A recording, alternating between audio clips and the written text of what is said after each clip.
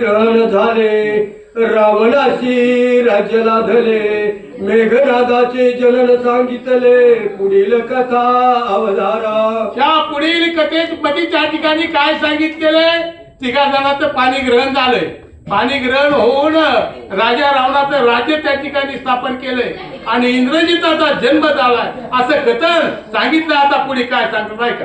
राज्य करिता विभुधारी जनका, प्रजा लोक स्वस्त सकळिका, कोणी एकेकाळी घटक श्रोत्र, देखविनविता झाला बंधूशी.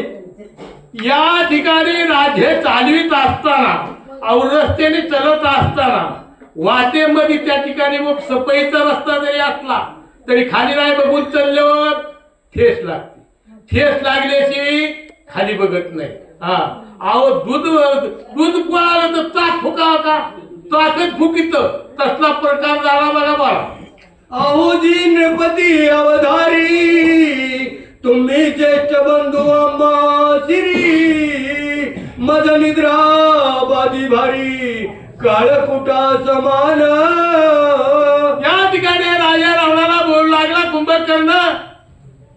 या ठिकाणी आपला वडील बंधू म्हणजे त्या ठिकाणी वडिलाप्रमाणे त्या ठिकाणी मानतात पहिलेपासून. आता बी त्याची वर्तणूक वागणूक त्याचा सन्मान ठेवण्याची आता बी ते पहिलेच मागणी परंपरा त्या ठिकाणी वास्तविक आपण त्या ठिकाणी करतात. तसं त्या ठिकाणी कुंभकर्ण राजा रावणाला त्या ठिकाणी विनवणी करू लागला बंधूची.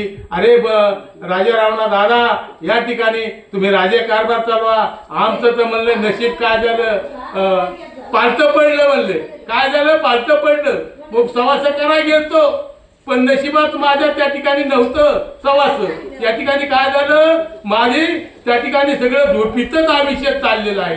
असं पण तुम्ही तरी या ठिकाणी राज्य कारभार चांगला चालवा असा त्या ठिकाणी उपदेश कुंभकर्ण आपल्या बंधूला करू लागला. निद्रा बाधी तसे राजेंद्र, आवडी नाही भोगोपचारा, माझ्या कारणी धाम करा, सुखशयन करावया.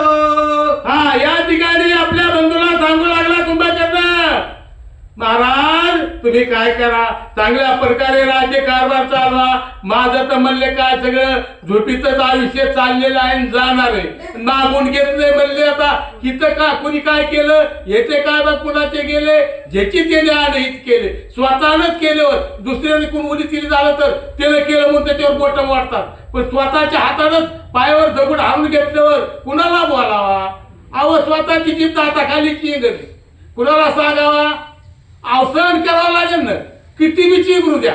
तसा प्रकार झालाय. आता मला काही कुणाला बोलता येत नाही आणि कुणाला सांगता येत नाही. दादा तुम्ही काय करा, तुमच्या नशिबात आहे, चांगला राज्य कारभार चालवा आणि हे सगळं सुख समाधान या ठिकाणी तुम्ही वागा. ऐकोनी अनुजाचे वचन, रावण हासीला खदखदून, विश्वकर्मा मग पाचारून, तया आज्ञा देता झाला. या ठिकाणी असं आपल्या लहान मुलाचं बंधूचं वचन ऐकलं. ऐकल्यावर त्या ठिकाणी वचन ऐकल्यावर त्या ठिकाणी राजा रावणाला आनंद झाला, समाधान वाटू लागलं. आपला लहान बंधू या ठिकाणी आपलं हित कार्य बोलू लागलेला आहे, आपल्याला राज्य चांगल्या प्रकारे चालवा म्हणू लागलाय आणि चांगले शब्द बोलतोय. आता त्या ठिकाणी समाधान वाटलं आणि काय करतात पुढे? कुंभकर्णा लागी मंदिर करावे उत्तमच परिकर, तिने आज्ञा पिले शिल्पकार, ते मंदिर करीते झाले. या ठिकाणी राजा रावणाला आनंद झाला आणि आनंदाच्या भरामध्ये त्या ठिकाणी म्हणले आता कुंभकर्णाचं मंदिर त्याला राहण्याकरता उभारा, रचायला सुरू करा. शिल्पकार बोलविले, मोठमोठे नेत्याचे शिल्पकार बोलविले आणि त्याला त्या ठिकाणी ते मंदिराची रचना करण्याकरता काय करतात पुढे ऐका. लांब रुंद दीर्घ बहुत, अति रमणीय मान निवेचेत, आग बाधा तस्करा नाही तया मंदिरी.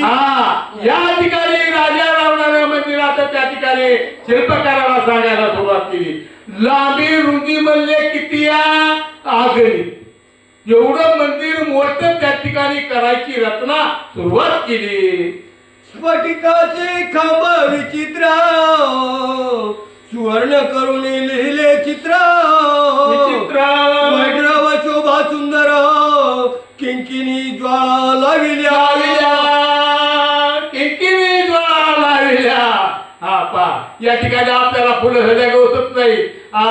कसे स्फटिकाचे खांब, स्फटिक म्हणजे कशाला म्हणतात, सोन्याचे खांब तयार केले आणि त्याला त्या ठिकाणी वरच्या किंकिणी ज्वाळा त्या ठिकाणी लावलेल्या आहेत. धड धड धड धड धड जसे आगीच्या ज्वाळा आपल्या धडकतात का, आणि तसा उजाड त्या खांबामधून पडू लागला. असे खांब मंदिर कुंभकर्णाचं तयार. आनंद झाल्यावर असं कार्य होत असतं, तसं आनंदाचंच कार्य कर्तव्य व्हावा. चला, मुक्ता फळाची तोरणे लाविली असती गहने, पाहता उंच गगन ठेंगणे, आयशामाने निर्मिले. आता या ठिकाणी पुन्हा मग म्हणजे आता काय, मंदिराला शोभा म्हणले कोणत्या प्रकारची आणायची, तोरणे कसे बांधायचे.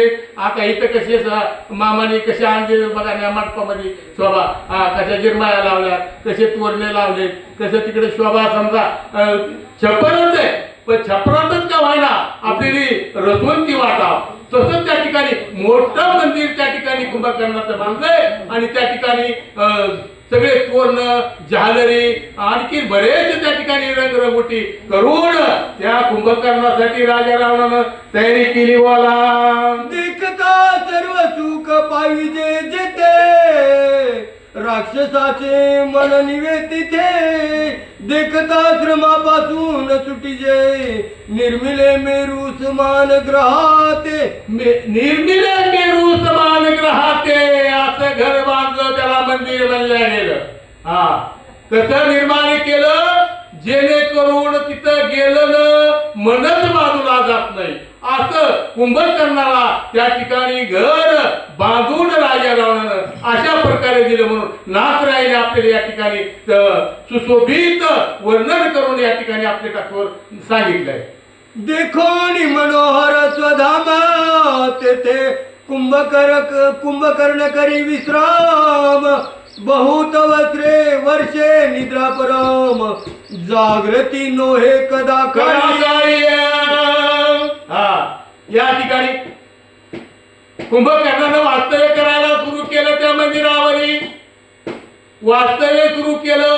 पण या ठिकाणी एक दिवस तरी असं आपल्या हरका बोलणे चालले जायला, सगळा झोपीतच चालला असा प्रकार झाला म्हणून सांगतात अगस्ती महामुनी प्रभू रामचंद्राला सांगतात. बोला, कुंभकर्ण निद्राभिभूत, देखोनी दशानन काय करीत, ते अवधारी जे सावचित्त, स्तोत्रजनी सादर. स्तोत्रजनी सादर. या ठिकाणी कुंभकर्णाची अशी अवस्था पाहिजे. आपल्या बंधून राजा रावणानं त्या ठिकाणी काय करायला सुरू केलं. आता म्हणले हे तर आपल्यालाच राहायला लागलाय, आता काय करावं लागेल असा विचार त्या ठिकाणी मनामध्ये आला. काय करतात बरं. श्रोता उदास कथेची ते कदा श्रोता उदार कथेची ते कथा होय विरसी, जीवने वीन धान्य जैसी, सुकोणी जाती अपसया.